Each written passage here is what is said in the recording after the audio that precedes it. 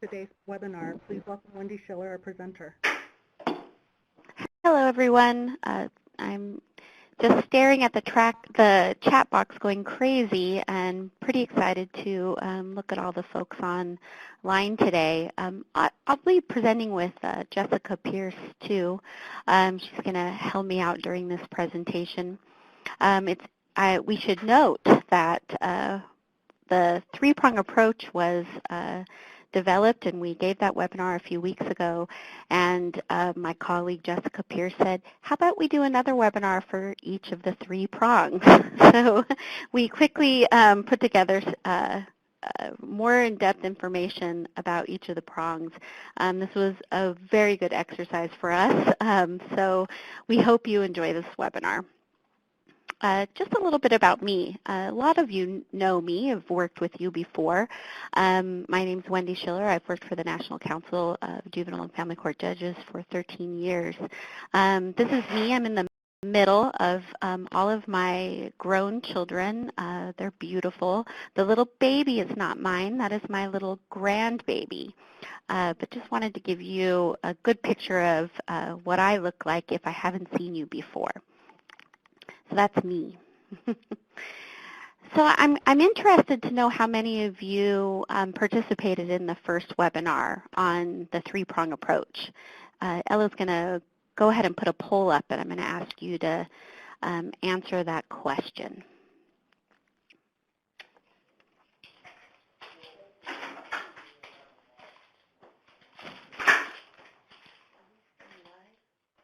Huh? Are we still live? Wendy, it sounds like there's some friction going on your end of things.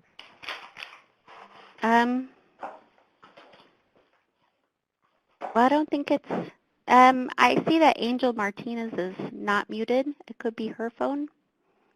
I'll try that.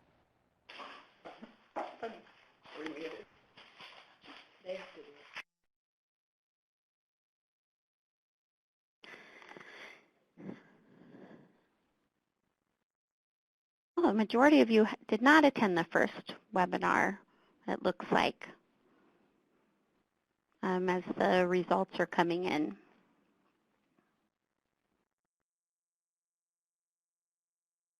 But that's okay. Yeah, that's okay. I think it'll work just the same. But that's interesting to know.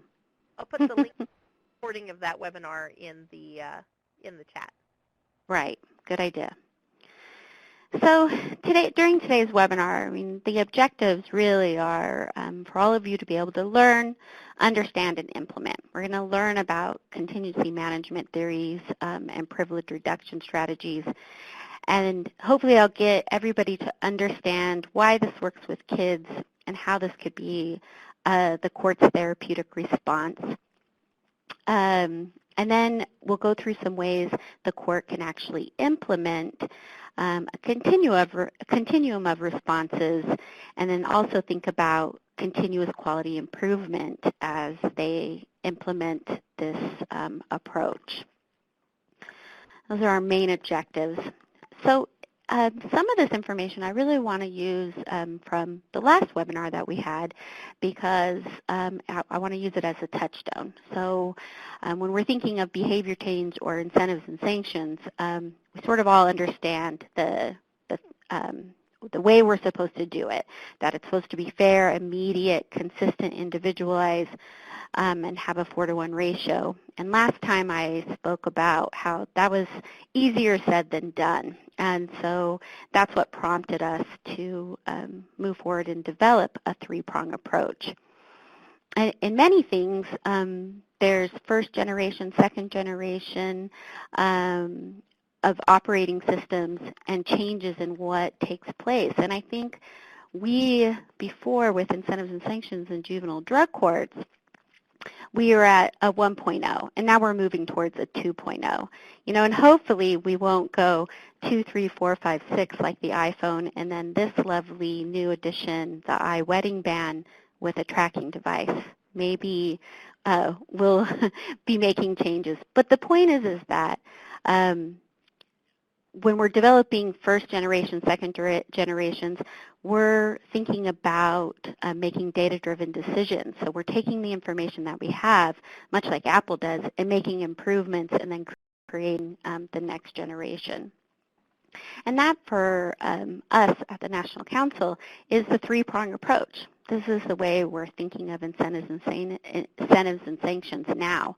We're thinking about creating structured set of policy and procedures, allowing us to have concrete responses and the ability to monitor and analyze those responses. And that's the next generation, where we're really thinking about boosting the amount of incentives that we give, instead of thinking about the sanction structure, those graduated sanction grids that we had available to us. So when I think about contingency management, it's really just thinking about what is that carrot? What is that carrot that we're going to use to help us motivate for things that we desire? This is a definition on there. It's a long one. You'll have the PowerPoint, but more importantly, where I took this from is this book. And when I purchased this book several years ago, the fireworks just started going off for me, and how I thought about how this could be practically implemented in juvenile drug courts. I purchased this book from Amazon.com, and what it really does is give you a complete structure to go through to implement a most valued privilege. I'm going to go into more detail about what a most valued privilege is, but this is the first place I started when I started thinking about how this would work for a juvenile drug court. So a most valued privilege is something that the youth values, that the youth will work hard to earn. It's something that the youth, family, caring adult, and the team are going to work to develop, maybe using inventory sheets or interviews to figure out what this most valued privilege is. From now on, I'm just going to call it an MVP. So we're going to work really hard to figure out what this MVP is. Preferably, you're thinking of something family-based. And what's going to happen is this privilege is just either given or taken away. It's given with every clean drug screen, and it's taken away with every dirty drug screen. So that's how an MVP works. So it creates this way, this very concrete, fair, individualized, consistent way for juvenile drug court teams to respond to this single thing, clean or dirty ways. It makes it so we can respond every single time. So the kid comes in, tests clean, boom, they get their privilege. So they have this privilege that's been identified by them, that they're going to work to give, that it's agreed upon by the family and the team. But the kid comes in the next time and they're dirty, that privilege is immediately taken away. As soon as they give you that clean UA, then that privilege is given back. And that's basically what the most valued privilege is. I'll say it again, it's a fair, consistent, individualized approach, a way to respond in a therapeutic way in a juvenile drug court. And what I think it does is really help the court think about this response in a way that's based on engagement rather than based on control. So it's not what will happen to you if you don't give me a if you don't give me a clean UA. It's about what I can give you if you do. So what you can earn. So that's a lot of words and a lot of information about a most valued privilege, and you don't have all the information. But let's think about this in terms that maybe adults can understand. Basically, if we think about all the things that are probably causing us harm, maybe diet soda, maybe coffee, maybe cigarettes, maybe binge watching TV or Netflix. All those things that we do, and maybe we think we should quit. What are some of the things, I'm going to try to get you to write in chat, what things you are thinking about that you need to quit that might not be super healthy for you, but maybe you need a motivator to help you do that. Jess, do you have anything like that? Yeah, so you know what, you asked me about this earlier, and I've been thinking about it, and one of my really bad habits is that I bite my fingernails, and it's a terrible habit, and I think I'd like to stop, and so I was thinking about what it would take to get me to stop biting my fingernails, because I've done it my entire life, and so it would be a really hard habit to break. So I was thinking about how I could change that. Do you want me to talk about that now, or do you want to wait until you talk about the slide? Let's see what some of the participants talk. Going to bed too early. Sugar. Oh, yeah, sugar is a good one. Mm-hmm. Going to bed too late, too. Adam, my husband, he cannot manage to get to bed early enough. And every day he's like, I'm so tired. I'm like, just go to bed earlier. But it's impossible. There's too many things. Right. For me, it's coffee, and it's not even that I just have one cup of coffee. It's that I drink it all day. Even at 9 o'clock at night, I will drink a cup of coffee. Energy drinks, yeah. All these things that we do every day. And then I think about, Jessica, it sort of dawned on me yesterday, I think, man, what if I was required to quit coffee? Like my doctor's like, you have to quit. And then they tested me for coffee. Right. You know, every day or 2 to 3 times a week, like we suggest. You know, what would happen? That seems interesting. Speeding, all these things. Thank you for your input. I think that there's a wide range of what people are putting in chat. And it's important to think about that we're sort of all struggling with this. But now let's think about, like, what if we were thinking of our most valued privilege that maybe your doctor, maybe your spouse, maybe a good friend would be in charge of, that would motivate you to sort of quit these things. So what would be that most valued privilege that if they took it away, that would hurt? That would hurt for you. So now what is something for you, Jess? Yeah, so, you know, when I was a kid, to get me to quit biting my nails, my mom put that nasty tasting stuff on your fingers. I don't know what it was. It was quinine. And I just ate around it because I was going to bite my nails no matter what. And so as a deterrent, that worked really badly because it didn't make me stop the behavior, and I was really defiant. And so what's she going to do? But when I was thinking about what would incentivize me, I was thinking about my Kindle, and I really love my Kindle. And if you took my Kindle away, every time I bit my fingernails, I think I'd probably be really willing to stop biting my fingernails. Right.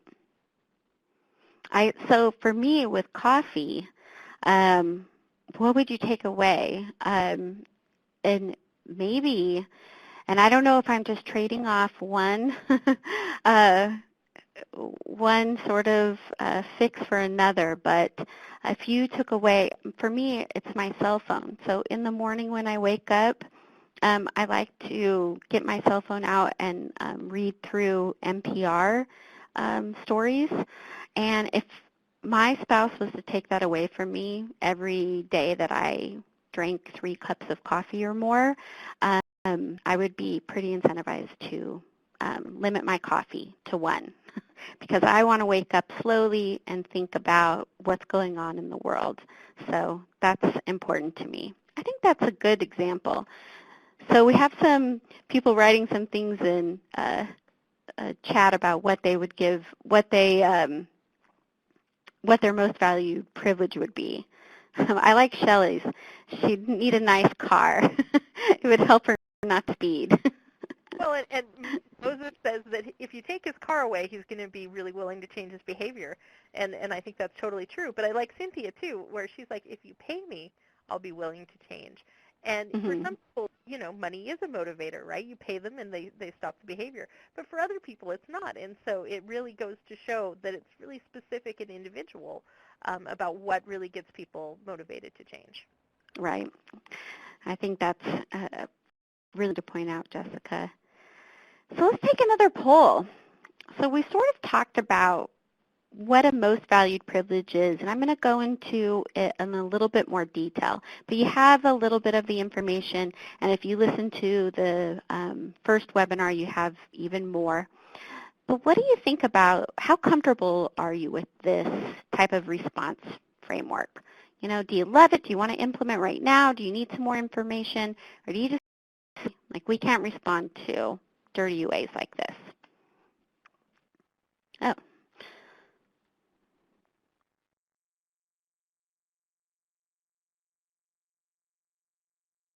And this is anonymous, I can't see. So if you want to say this is crazy talk, you're welcome to.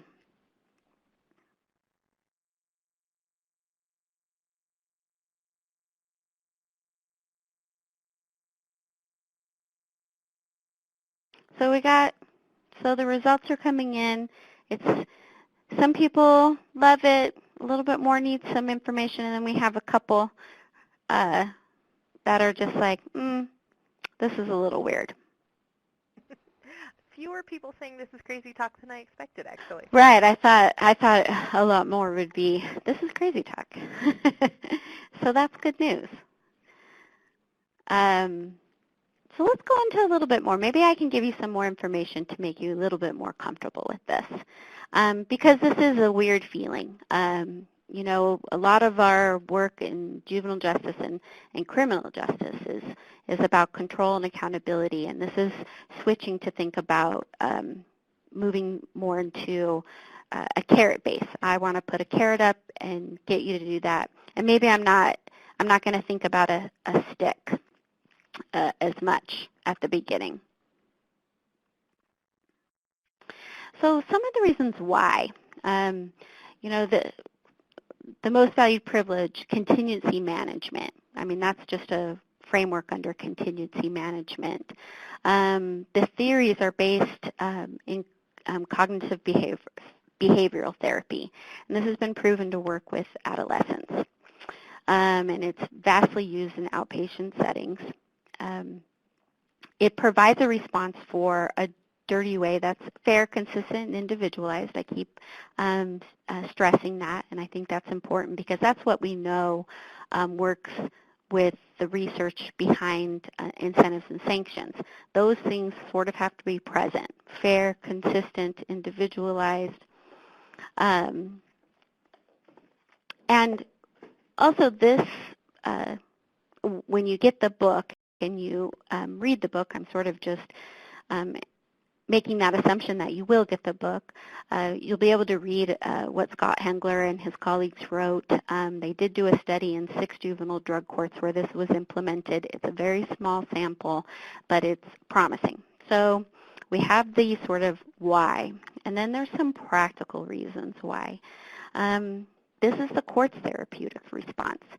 So a lot of times when I go in and I'm observing court, the thing that I see is two ends of the spectrum. I see courts responding to dirty UAs in a very punitive way. So they have their graduated sanction grids, and I've seen courts, you know, 1 dirty UA, 1 day in detention, 2 days in detention, 3 dirty UAs, 3, and so on. So it's graduated, but it's very punitive. But I've also seen the other end of the continuum where drug testing occurs and nobody's really responding to it. But, you know, beyond just you need to get clean next week. So no real incentive there. And what I think that contingency management can do and implementing a most valued privilege is that sort of concrete response that will happen every single time. The thing that really gets us to change our behavior is that consistent response, that immediate consistent response, and that's the most important part. Another practical reason to implement this is it sort of will stop the discussions about the mitigating factors to dirty UAs. So all the things that go into, all those excuses. Maybe the excuse is that they didn't even get to the drug testing center or the team couldn't find them because of all these reasons. There was a flat tire. There was whatever happened. Where I've been in pre-court staffing where this sort of discussion just goes sort of round and round. It's a very circular discussion. And I think that happens because the team hasn't figured out what is the response. How am I going to respond to this in a way that sort of fits what happened? And the other practical reason is it's a really good way to track incentives and or sanctions that correspond with clean or dirty UAs.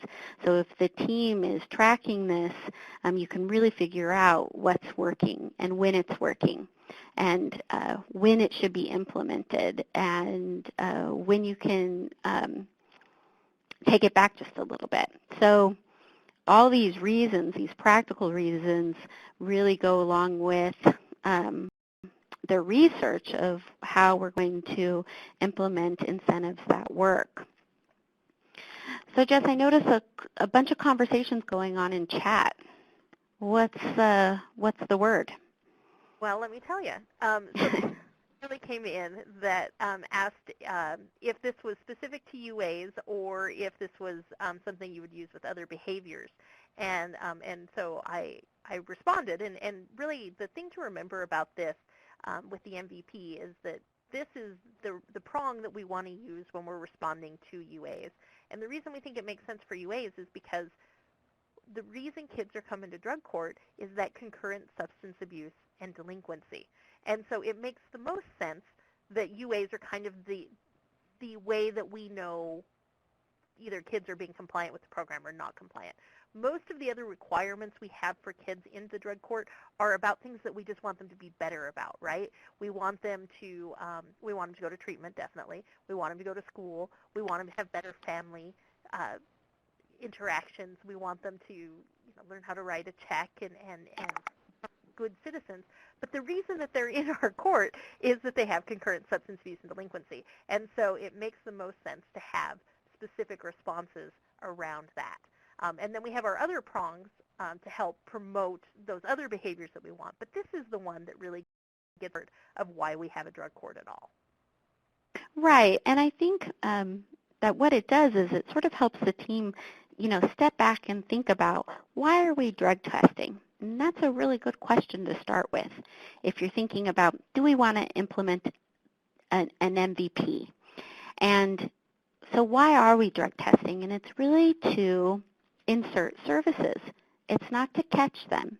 It's the way that you monitor use so that the treatment provider can step in and talk to the kid about thinking errors, decisions, who they were with, what was happening, and the treatment providers are going to do all this.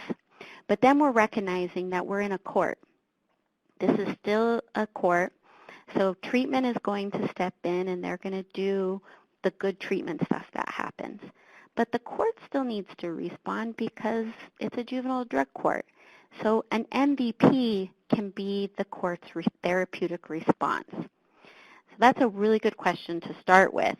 Why are we drug testing? And it's not simply just to catch them. It's about insertion of treatment.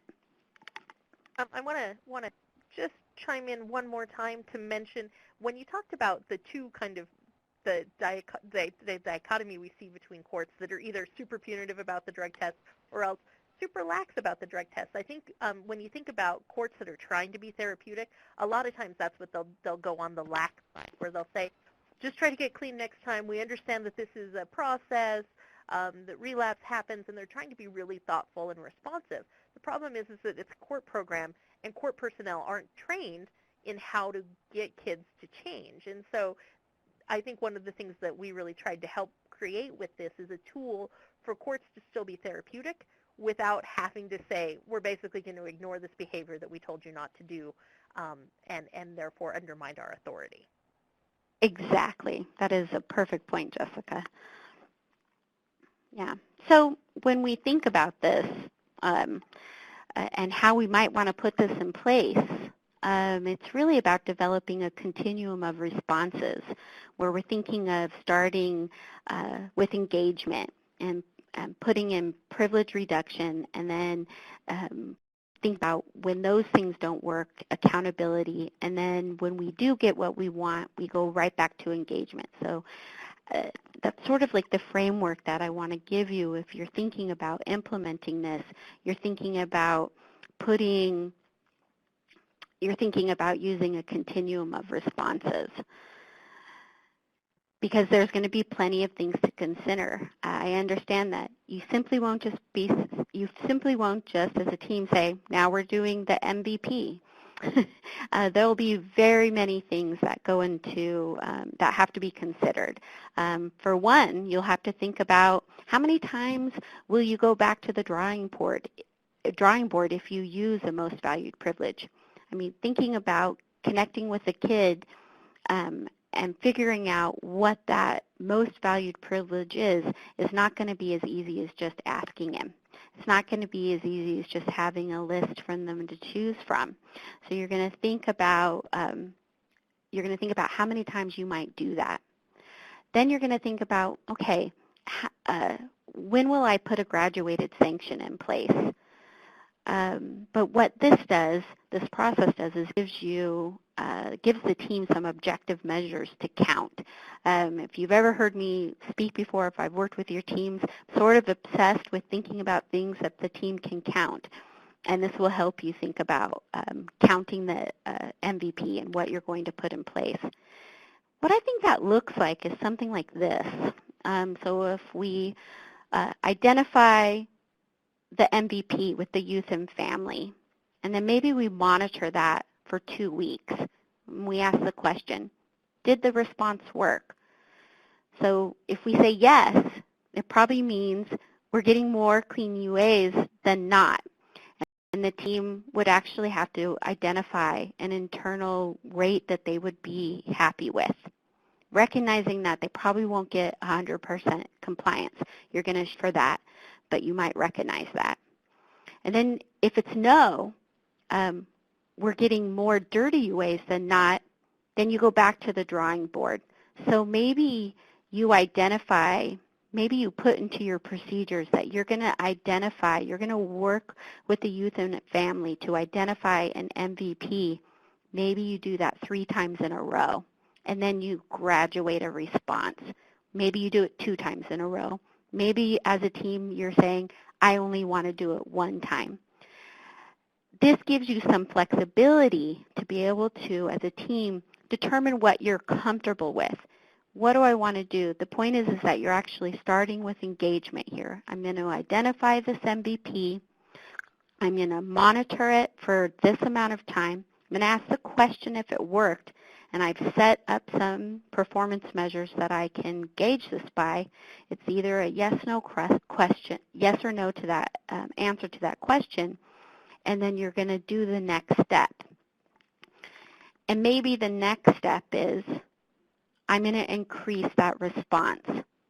So we're going to increase the response, and maybe that increased response is that the youth is on a 1-week warning contract. So in a week, they have to give you a clean UA, or the agreed upon sanction for noncompliance is going to go into effect. You ask the question, did that work? Yes, we got a clean UA. You head back to engagement and the MVP. No, that didn't work. So you have to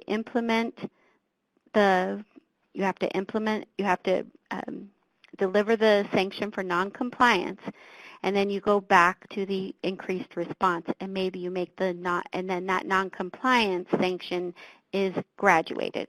Let me show you what I mean by a warning contract. So a warning contract, of course, the goal, we want to get clean UAs this week, Monday through Sunday. That's the time you have to get that done. Compliance is a negative test result. So the contract is signed off on as complete. We go straight back to engagement, which is your MVP. Noncompliance here you have stated, which is a positive test result, and there's 1 hour of cleanup after court. And then you talk about support. What's the support from the team? Do I need to insert extra calls from the team, or do we need to insert extra treatment during this week so there can be a conversation about slow thinking or decision making or peers? So you're going to be thinking about those things for the warning contract. You're really putting that in place. Now again, this is a warning contract for an increased response. So the most valued privilege is sort of over off to the side. It didn't work as well as we thought it would be. We're going to try this increased response. You can see that it's way down on the continuum of responses if you're thinking of a continuum of engagement, and then the end response is sort of that, hammer that we might think of. It's still way down there, but it gives you a lot of room to move, and it gives you something else to count. So the team can say, I'll do 3 warning contracts in a row before I'll increase the response again. So you're sort of thinking about that. Now, Jess, we're having a ton more conversations in chat. What's going on over there? All right, well, let me tell you. So first, somebody was really wondering about how to monitor this. How do you monitor whether or not the MVP has been given or taken away, and kind of how it works. So how does it every single time, how does that happen? And so if you could talk a little bit about kind of the logistics around this, I think people would be really grateful. Right. That's a great question. So I think this is what the team is going to really figure out during the planning stages. So if you're writing good procedures about implementing an MVP, you'll be thinking of these. So you'll think about, how does drug testing occur in our court? Does it occur with a surveillance officer? Does the kid come down to a drug testing center? Does it always happen at court? So you think about, like, where does this take place?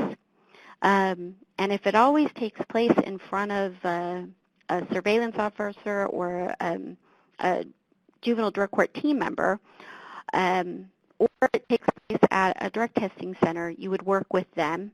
And you would just, in their contract, when you're developing the MVP, you're going to agree upon how that's going to work.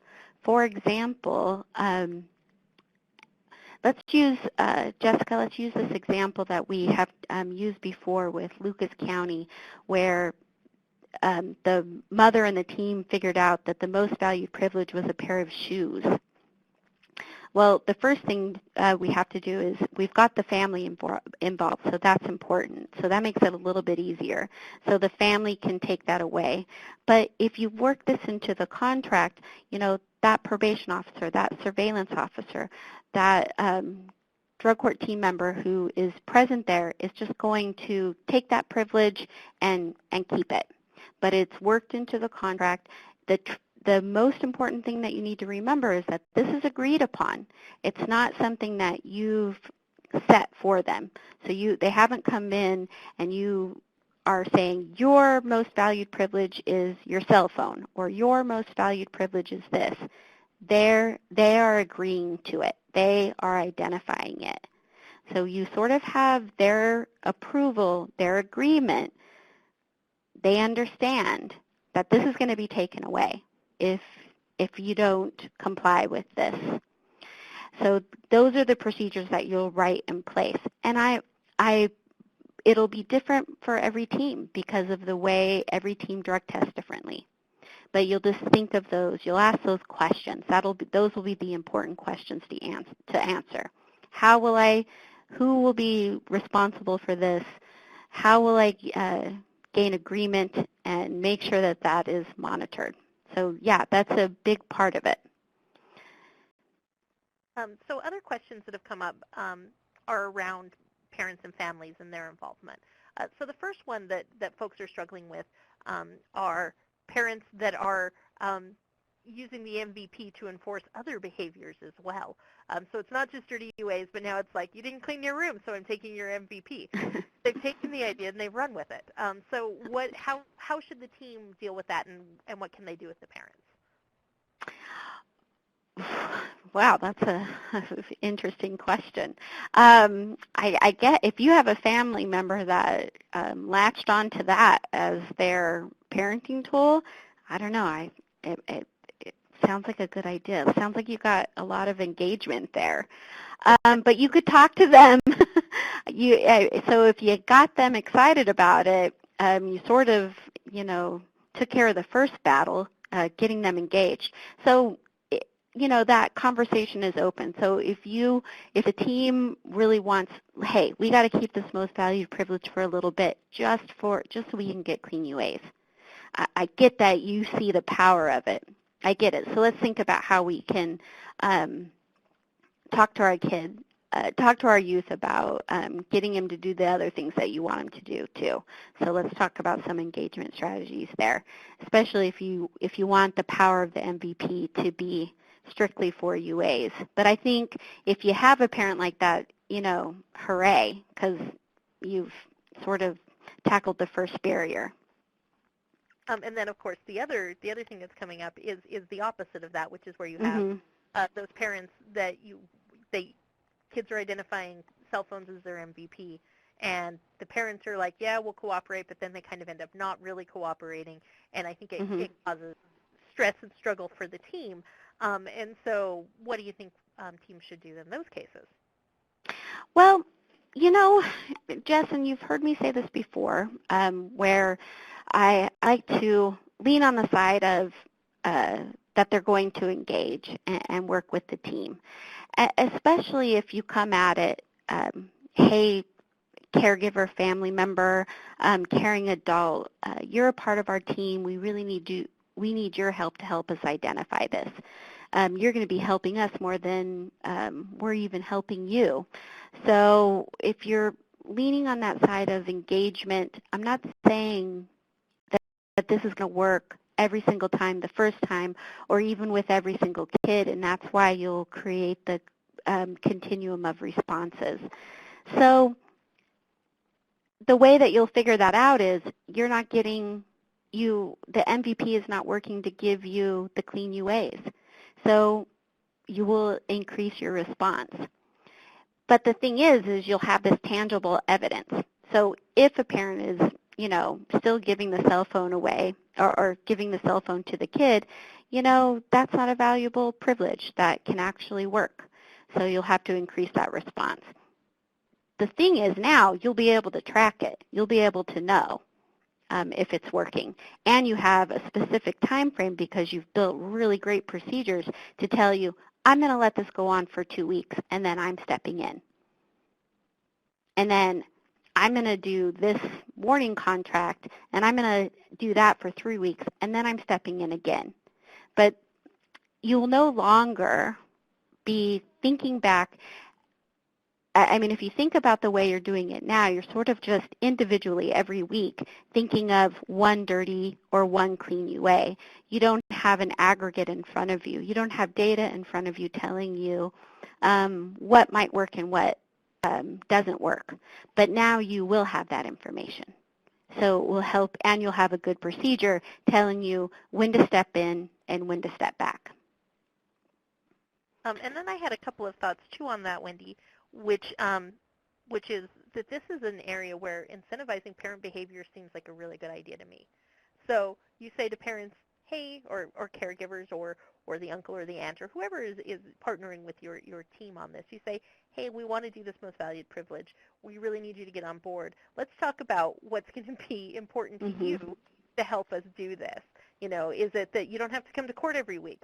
That's fine. If you don't come to court every week, but if you're still willing to take the most valued privilege, put the cell phone up in the locked closet and call the probation officer and work with us, we're good with that. And thinking about how to incentivize that behavior for those caring adults you're going to be working with, or those difficult parents that you're still going to have to be working with, figuring out how to get them on board. And then the other thing is if it starts to be too hard to use something like a cell phone as the most valued privilege, take that off the table. If the kid and family brings that up, you can say, yeah, we don't use that one as our most valued privilege. We need you to think about other things and steer them towards something else.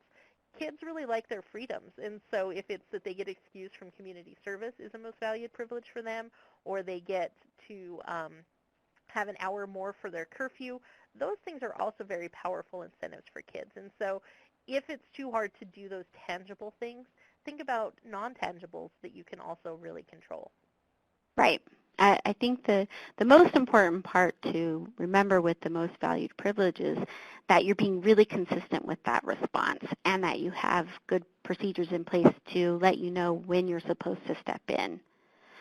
And then there's one, go ahead. So the last question that's in chat that I think we need to talk about is it when they do the drops or is it at court reviews that things are given and taken away, and how does that work? You're going to want immediacy here, and this is what is so great about this is because you can actually do it when you're writing your procedures, you're going to do this at drops because the stakes are not high, because you've worked with the youth and family and caring adult to figure out what it is and you've agreed upon it. You know, you don't have to wait for a court review for the judge to weigh in on it because the team sort of agreed. And so that's the beauty of the immediacy of that. I want to touch a little bit on a question here from New Mexico, which is heroin versus marijuana. When you have a kid come in and they've tested dirty for heroin, you know, and you think that that's a very dangerous drug and you're worried about an overdose, that becomes a safety question. It's not so the question of an MVP sort of isn't there anymore. You're thinking, what's safe? What type of response do I have to put in place right now to keep this kid safe? And this is based on maybe a whole bunch of information that you have. The kid should be in your eyesight. So you're going to try to figure out what's going to be safe. And that's the case with any drug. If there's a question of safety, you're thinking of something else. You're no longer thinking of a most valued privilege. You're no longer thinking of engagement. You're thinking of safety. And so that's a whole different response. I just wanted to put that in real quick. I agree. And then I just to sum up the last couple of things that we've talked about. There's someone asking, would you address self-reporting differently? So if somebody says, I know my test is going to be dirty, is that something that matters in this kind of format? I think it matters for the treatment providers. I think you can say thank you for their honesty. I think the response will still be there. The agreed upon response is still there. Be consistent with that response. I think it will be perceived as fair is if you let them talk about it. You thank them for their honesty. Treatment providers are going to use that in a different way because then it means the kid's engaging and talking about their use. But the response is the response. And then the last thing is, what do you do if you don't have the instant response cups and that you are waiting for lab results? One of the things I said is switch your drug testing. It sounds like a flippant answer, but actually is not, because I always go back to if we're not using these results to deprive somebody of liberty, if we're not sending them to detention, we're not sending them to jail based on this, then it is perfectly fine to use the instant results, to take away a cell phone, to take away an Xbox, to take away an hour of curfew. Those things are not constitutional issues. They're not due process issues. And so it's not something where we have to worry so much about having a very confirmed bulletproof test. There's no challenge that would happen there from a legal standpoint. And so it gives us instead something where we can do it, again, instantly. If you can't do that, though, instantly, if you have to wait for a result, how do we handle an MVP in those situations? Or should we not use this approach there? Well, I would think if you were thinking of for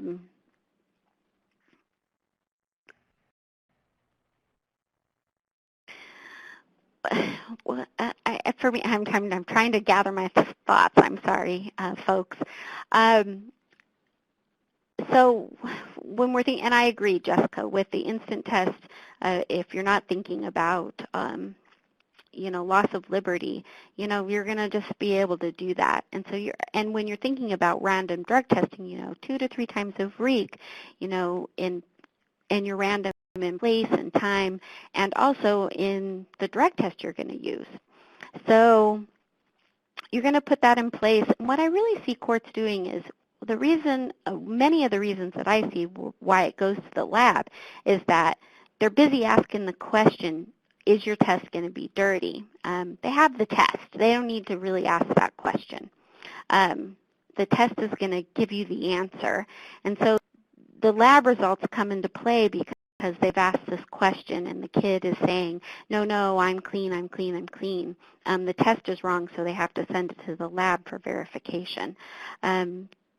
But you don't always have to send it to the lab, and especially if you get the kids used to, these are the results. I'm not trying to catch you in a lie. I'm not trying to get you to tell me the truth. I need to be able to insert services, and this is how I can do that. So I have to drug test you so I can make sure that I'm inserting services in the right and appropriate way. But I also have to have a court response. So I think a lot of those issues go away when the laboratory issues go away when you're really just thinking you're not of liberty, you're not trying to get them to sort of cough up the truth.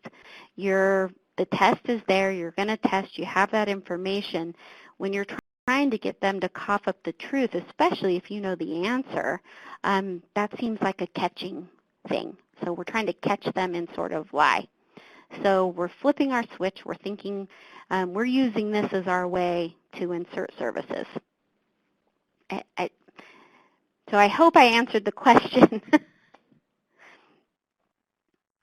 I think you did. I think you put it. If you spell it out and you talk to the kids and you say, Yeah. And I think it's always easier to implement this with a new cohort.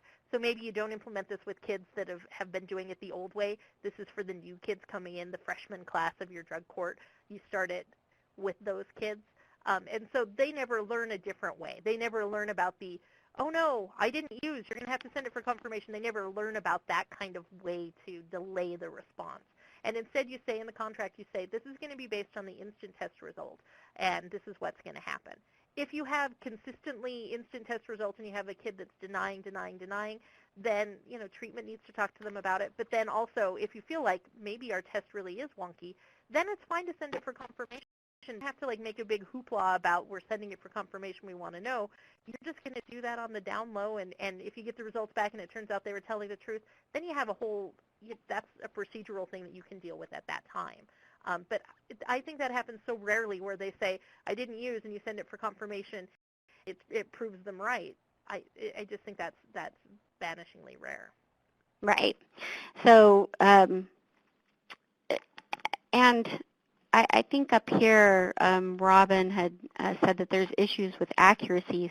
I mean, you're going to want to make sure your tests are good so that you can trust them.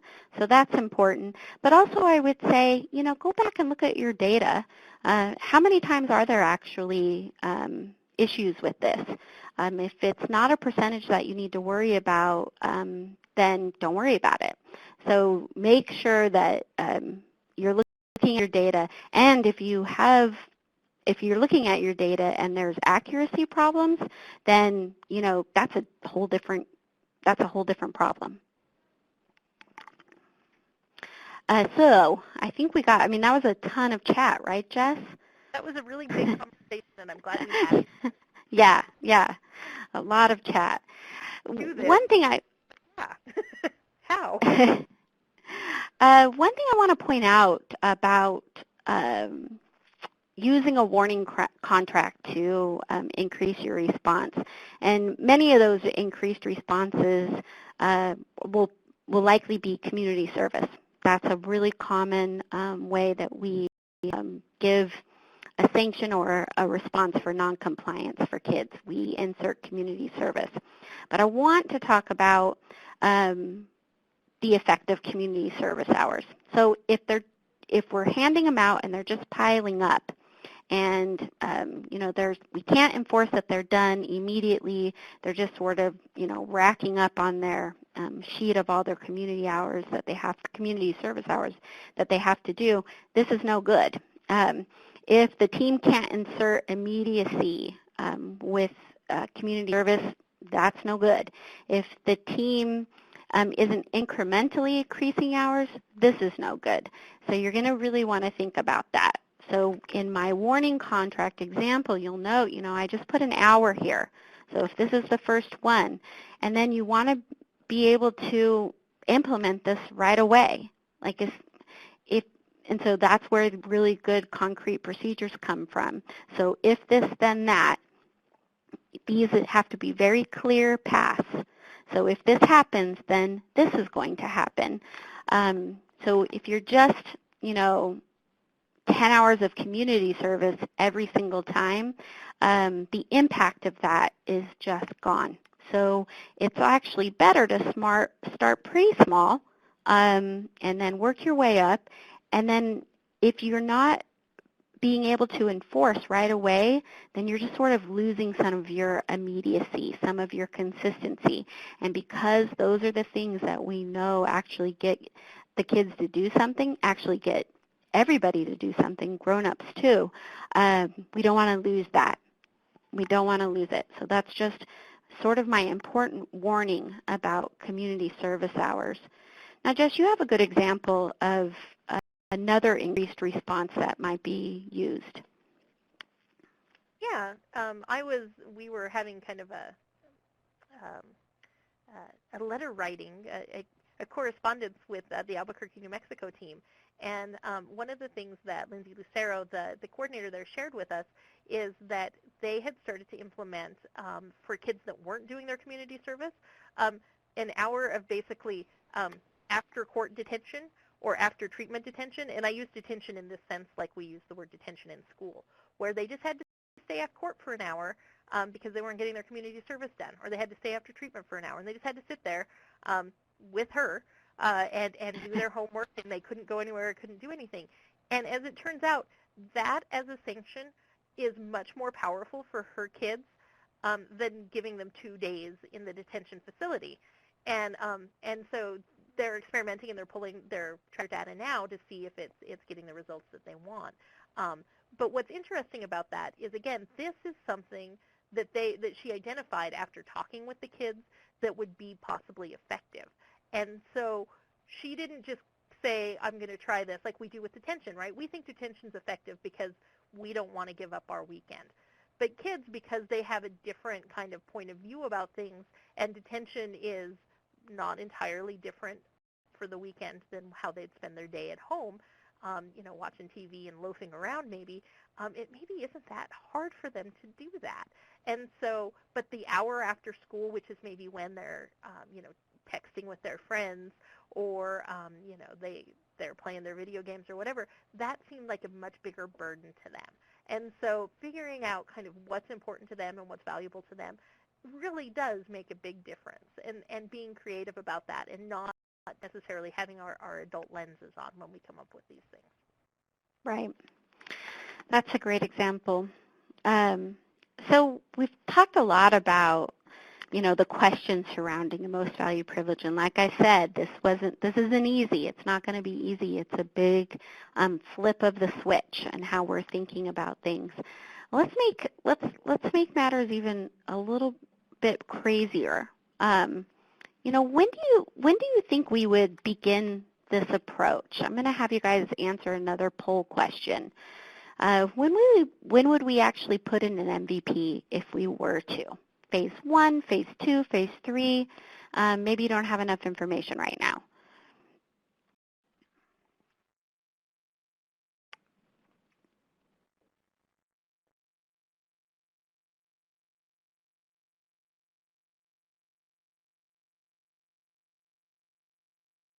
So they're coming back. Most say Phase 1.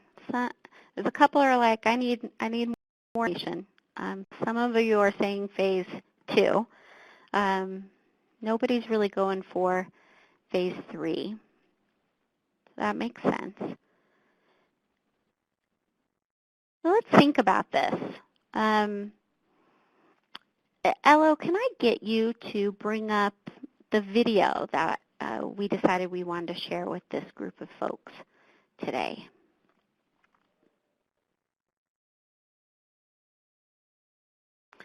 And just quickly, you'll want to, the sound will come out of your computer screen. Is that right, Jessica? That's right. The sound comes via your computer speakers for this, so if you're listening to the webinar via your phone, you'll need to turn on your computer now, your computer speakers now. Dr. Switzer? Yes, come in. I'm just washing my hands. I'm Catherine Bigman. Janet Carlisle referred me. Oh, yes. Still being buried alive in a box. Yes, that's me. Should I lay down? Oh, no, we don't do that anymore. Just have a seat. And let me tell you a bit about our billing. I charge $5 for the first 5 minutes, and then absolutely nothing after that. How does that sound? That sounds great. Too good to be true, as a matter of fact. Well, I can almost guarantee you that our session won't last the full 5 minutes. Now, we don't do any insurance billing, so you would either have to pay in cash or by check. Wow, okay. And I don't make change. All right. And go. Go. Well, What? tell me about the problem that you wish to address. Oh, okay. Well, I have this fear of being buried alive in a box. I start thinking about being buried alive, and I begin to panic. Has anyone ever tried to bury you alive in a box? No, but truly thinking about it does make my life horrible. I mean, I can't go through tunnels or be in an elevator or in a house, anything boxy. So what you're saying is you're claustrophobic. Yes, that's it. All right, well, let's go, Catherine. I'm going to say 2 words to you right now. I want you to listen to them very, very carefully. Then I want you to take them out of the office with you and incorporate them into your life. Well, shall I write them down? Well, if it makes you comfortable, it's just 2 words. We find most people can remember them. Okay. You ready? Yes. Okay, here they are. Stop it!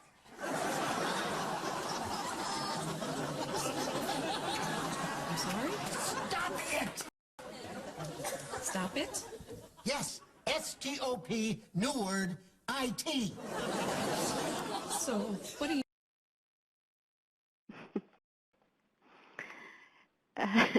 Jess.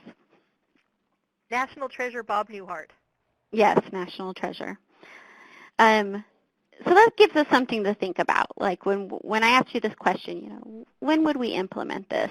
And a lot of times I think juvenile drug courts, we get kids into phase 1 and we Bob Newhart them. We're just like, stop it. And they should be good to go, right?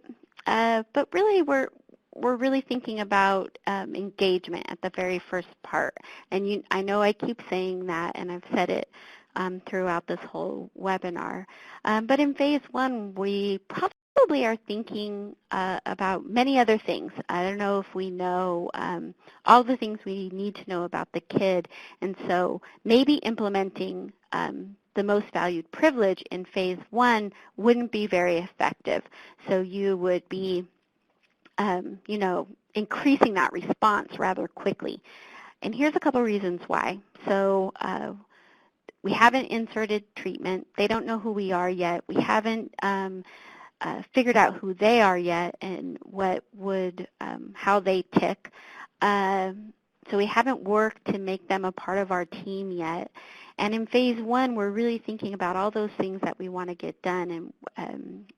if you've been to any of our other webinars or our training sessions or are working with us in the Learning Collaborative, you know that in phase 1 we're really talking about engagement and figuring things out. So we're thinking about assessment and referral to treatment and creating really good case plan goals that can be worked on. And so much of that work will begin in phase 2. And in phase 1, we're placing much of the onus on the team to sort of accomplish things.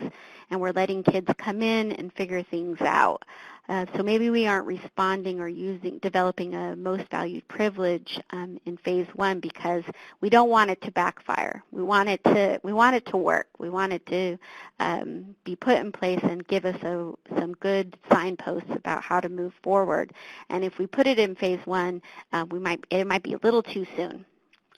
So those are some things to think about. Because when we're thinking about phases, even the value of phases in a juvenile drug court, we're sort of thinking about this. They come in, they're at, I won't do it, I can't do it. Maybe they want to do it, but they don't know how to do it, but they'll try to do it, and then they can do it, and then they will, and then they did.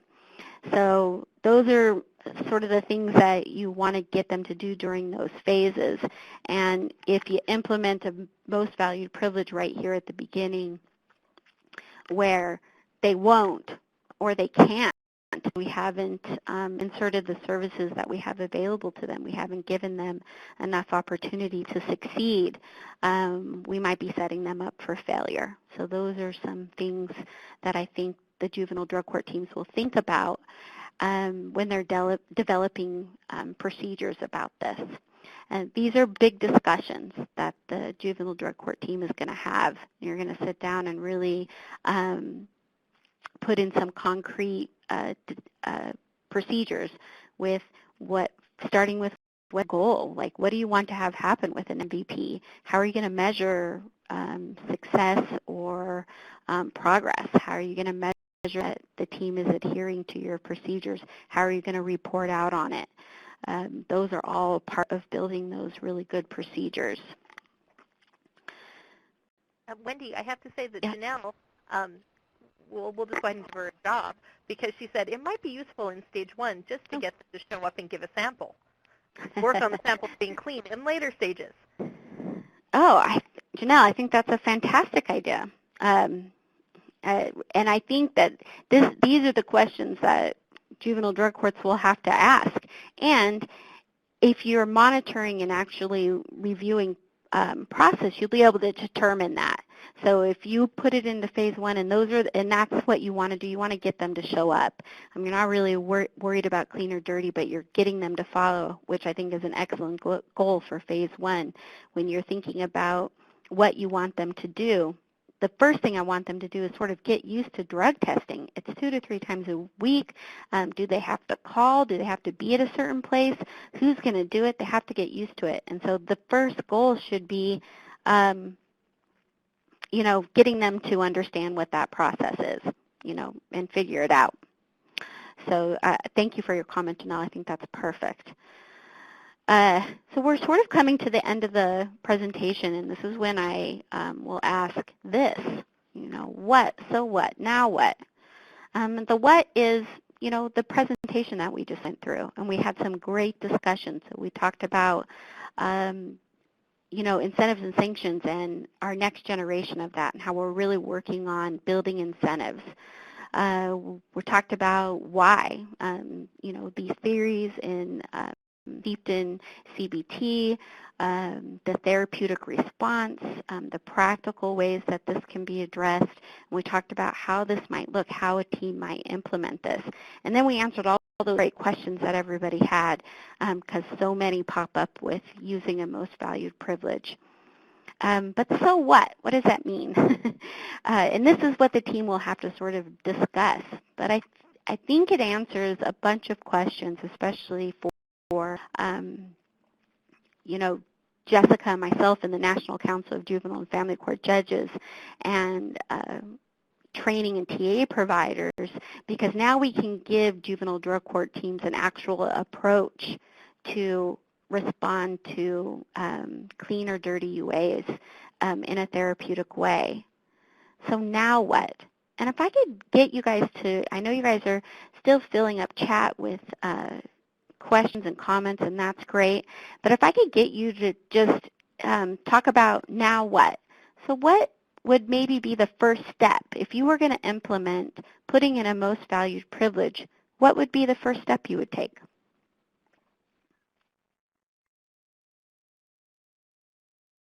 And Wendy, while folks are chatting, I'm just going to mention that one of the questions that was just coming up was about length of phase and how that works in other courts. And I did a sneak preview for our third prong where we're going to talk some about changing phase movement from being so time-bound to saying it's 3 months or 2 weeks or 2 months or 6 months or a year to making it activity and achievement bound. And so, what is the youth supposed to accomplish during this phase, and have they accomplished that is kind of the idea, rather than saying you must be in this phase for X number of months.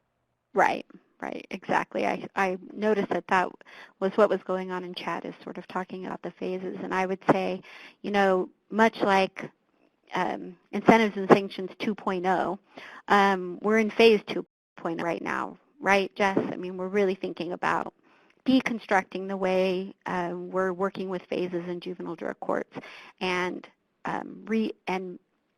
putting a structure in place that has a lot more to do with adolescent development and strength-based approaches. Absolutely. And, letting the youth be in the driver's seat of their own destiny, that they get to control whether or not they're successful in this program. It's not something that's being done to them. It's natural consequences as a result of their behavior. Right. So some of the things I'm seeing in chat, one of the first thing was getting probation on board. I think that's important. They talk, and some other people talked about buy-in. And I think those are all great points. One of the first things you can do is, and I do not get kickbacks for this book, I promise, but one of the first things you can do is go and purchase that book that I mentioned, because that gives you a really good roadmap to implement a most valued privilege. It has actual scripts that you can use with youth and families. It has samples of reward menus. It has all the theory and research why we're doing this is in there, and it's a quick read and an easy read. So that's one way. If you go and get that, you can get more buy-in, because you have this book, you're being concrete about it, and then you're going to get with your team and actually think about these procedures. I can't stress enough that if you implement, you have to implement with procedures that can be measured. So, Jess, I think we've come to the conclusion of our webinar. I think, if I do say so myself, was a hit, because I loved all the questions and responses we got in chat. I thought it was a great conversation today. Yeah, I think so too. And I really appreciate that everybody is really willing to work with us and make this interactive, because I think it makes it a much better learning experience when we can all learn from each other rather than just you and I talking for hours, which we could easily do. Correct. but I feel like it's important to hear from the teams. Another possible first step for folks is to contact the National Council for technical assistance on this. We do have funding to come out to your team and actually talk with you more in depth about this and help your team figure out what this actually looks like in real life. Kimber, I've already suggested that you give us a call because I think that one of the things that we have to figure out, and we need teams to help us figure that out, is, we can say just use an instant test, but you brought up that sometimes that's not possible because you just don't have folks that can observe the tests, and you have to do things like swabs instead. So what does that look like in a situation like that? How can we help those courts? And so we're always looking for courts that are willing to have us come in and help them, but also let us learn from them. And that, I think, is a good segue to mention that if you are interested in being part of our learning collaborative, where much of this information comes from, we are accepting applications right now. That's true. We are accepting applications for the Learning Collaborative, which is a great opportunity to receive a lot of training and technical assistance and change the face of the field, which is what the 12 sites are doing right now. Yes, so thank you. Oh, sorry. Go ahead, Jess. That's okay. I just wanted to mention somebody said, will the presentation be available? And yes, all of our presentations are available on our website, and because you participated today, you'll also get a copy of the webinar sent out to you via email. And somebody's asked for a copy of the application to be in chat. Let me see if I can find it really fast.